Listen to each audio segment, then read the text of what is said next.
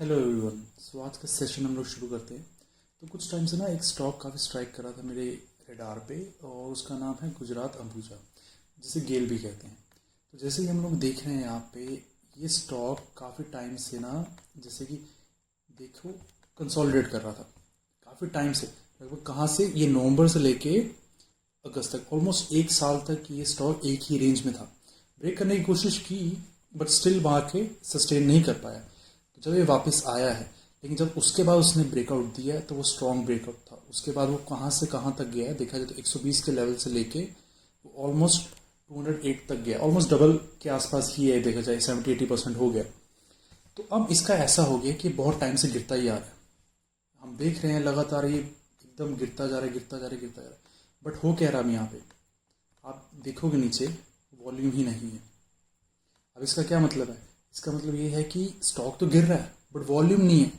Selling pressure है but strong selling pressure नहीं है। अगर यहाँ पे जो भी लोग शॉर्ट करके बैठे हैं, अगर रिवर्सल आया तो वो इतना स्ट्रॉन्ग रिवर्सल होगा कि जिन्होंने ये जो वीक हैंड्स है ना, ये सब अट जाएंगे। तो अब यहाँ से बाय करने का एक रीज़न है, जैसे कि आप थोड़ा सा पीछे जाएंगे, ये देखो, ये जो रेजिस्टेंस था ना, जब यहाँ पे कब था 2023 में 20 जनवरी को, यहाँ पे रेजिस्टेंस आप देखो ब्रेक करने की कोशिश की, नहीं हुआ।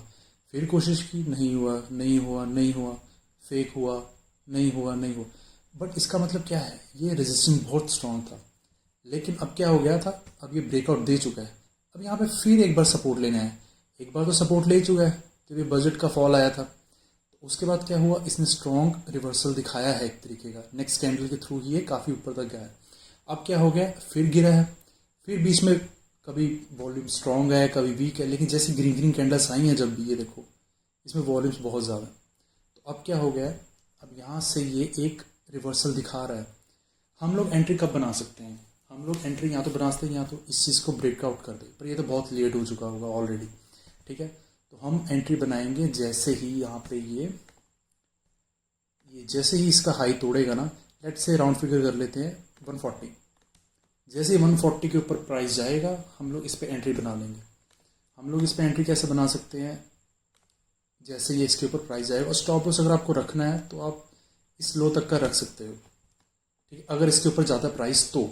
और रही बात टारगेट की, ये जो रेजिस्टेंस, इसका जो इमीडिएट रेजिस्टेंस है ना, ये इतना स्ट्रांग नहीं है। ठीक है, जो इसका आगे का रेजिस्टेंस आएगा वो ऑलमोस्ट यहाँ पे इसको मिलेगा, यहाँ पे।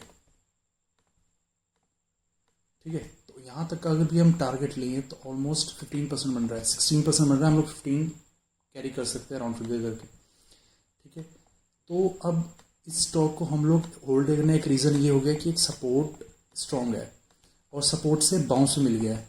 यहाँ पे एक तरीके की डोजी दिख गई, काफ़ी डोजी है यहाँ पे, क्योंकि अनसर्टेन है यहाँ पे। तो ये एक रीज़न हो सकता है कि हम इसको यहाँ पे अच्छे से बाय करके होल्ड कर सकते हैं। फिलहाल तो हम इसी स्टॉक को अभी आगे देखते हैं कल कैसा परफॉर्म करता है। कल जैसा भी इसका पैटर्न रहा, हम लोग छोटे टाइम फ्रेम पे भी वैसे चेक कर लेते हैं एक बार कल का क्या सीन रह सकता है। तो अगर हम इसके छोटे टाइम फ्रेम पे आए तो एज सच कुछ पैटर्न यहाँ पे विजिबल है नहीं, बट स्टिल हम अगर कुछ ड्रॉ करने की कोशिश करें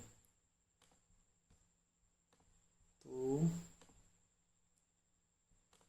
एक वेज टाइप बन रहा है, बट एज सच इतना कुछ श्योर पैटर्न नहीं है ये, तो हम इसको अवॉइड भी कर सकते हैं।